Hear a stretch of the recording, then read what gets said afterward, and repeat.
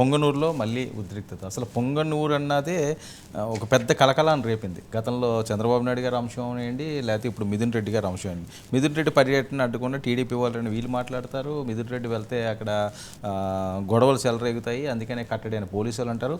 అది కాల్పుల వరకు దాడి చేసిన నేపథ్యం ఏంటి? ఇది ఏమన్నా ఎన్నికల సమయమా? ఒక దారుణమైన విషయం అండి ఇది. ఇప్పుడు గతంలో చంద్రబాబు నాయుడు పొంగనూరు పోయినప్పుడు జరిగిన ఘటనలు అడ్డుకోవటం, రాళ్ళు వేయటం ఎవరు చేశారు అదంతా దాన్ని ఎవరు ఆమోదించలేదు కదా. ప్రతిపక్ష నాయకుడు వస్తే మీరు ఎందుకు ఆపుతారు, ఆయన సభలో ఎందుకు జరగనివ్వరు అనేది దాంతో అందరూ అప్పుడున్న ప్రభుత్వాన్ని విమర్శించాం మనం. ఇప్పుడు కొత్తగా ఎన్నికైనప్పుడు ఓకే పెద్దిరెడ్డి రామచంద్రారెడ్డి అంతకుముందు చాలా తీవ్రంగా చంద్రబాబు మీద అన్నారు, కొన్ని దాడులు ఉద్రిక్త ఘటనలు కూడా జరిగాయి. వాళ్ళిద్దరూ కూడా ఒక ఆగర్భ శత్రువుల్లాగా, లేకపోతే మనం సినిమాల్లో చూసినట్టుగా యూనివర్సిటీ రోజుల నుంచి కూడా రైవల్స్ లాగా అది నడుస్తుంది. ఓకే, అదేమి ఇప్పుడు ఎవరు గతాన్ని మార్చలేరు.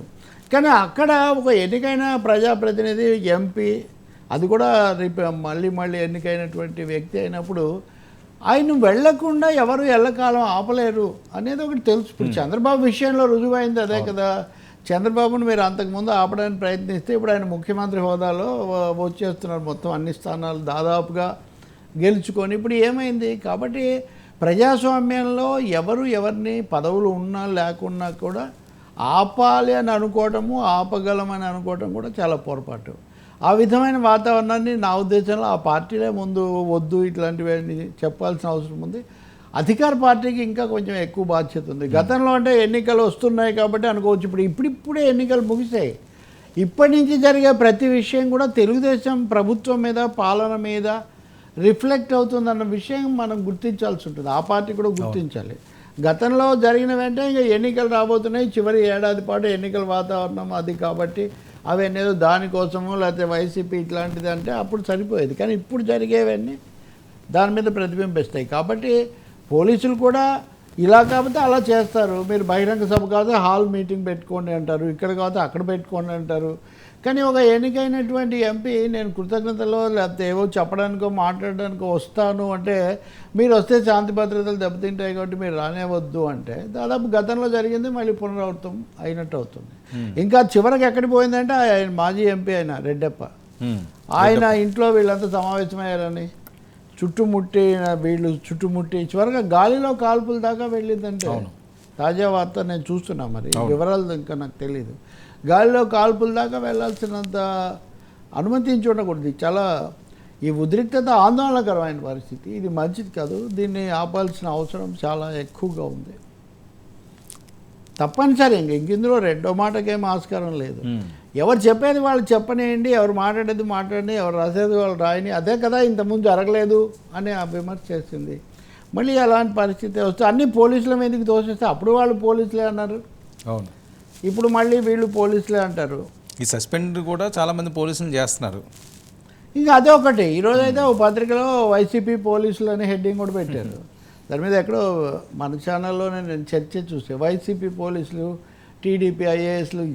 ఎన్ని రోజులండి ఒక ఉద్రిక్తత ఉన్నప్పుడో లేదా ఏదైనా ఒక క్లైమాక్స్కి వెళ్ళినప్పుడు ఏదైనా అనుకోవచ్చు, కానీ అదొక భాషగా మారిపోయి అసలు మనం కొత్త టర్మినాలజీ సృష్టించినట్టుగా, కొత్త పదజాలం సృష్టించినట్టుగా ప్రతిదాన్ని కూడా YCP media, TDP media, YCP పోలీసులు, టీడీపీ పోలీసులు, వైసీపీ కలెక్టర్లు, టీడీపీ కలెక్టర్లు.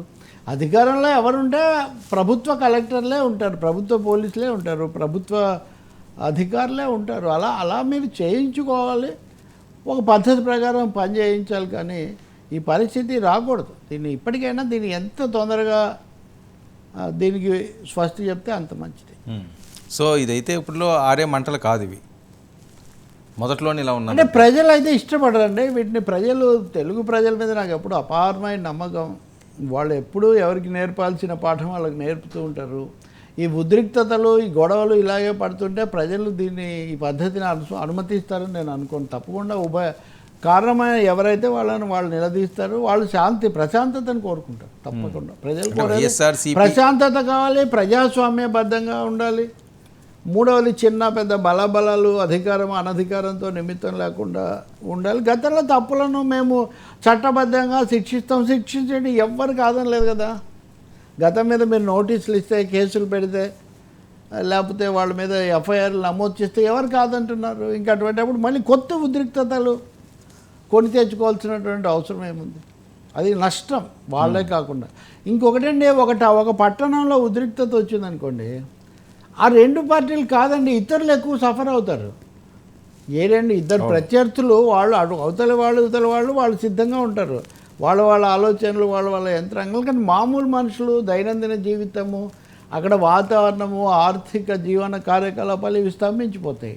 కాబట్టి ఉద్రిక్తతకు అవకాశం లేకుండా చేయటం, ఉద్రిక్తత నుంచి ఉపశమనం కోరుకుంటారు ప్రజలకు. ఆ దిశలో ఏం చేస్తారు? ఇప్పుడు శాంతి భద్రతల పత్రం అంటున్నారు కాబట్టి దాంట్లో ఏమన్నా ఈ విషయమై ముఖ్యమంత్రి గారు వ్యాఖ్యలు చేస్తారా, దిశానిర్దేశం చేస్తారా చూడాలి మనం.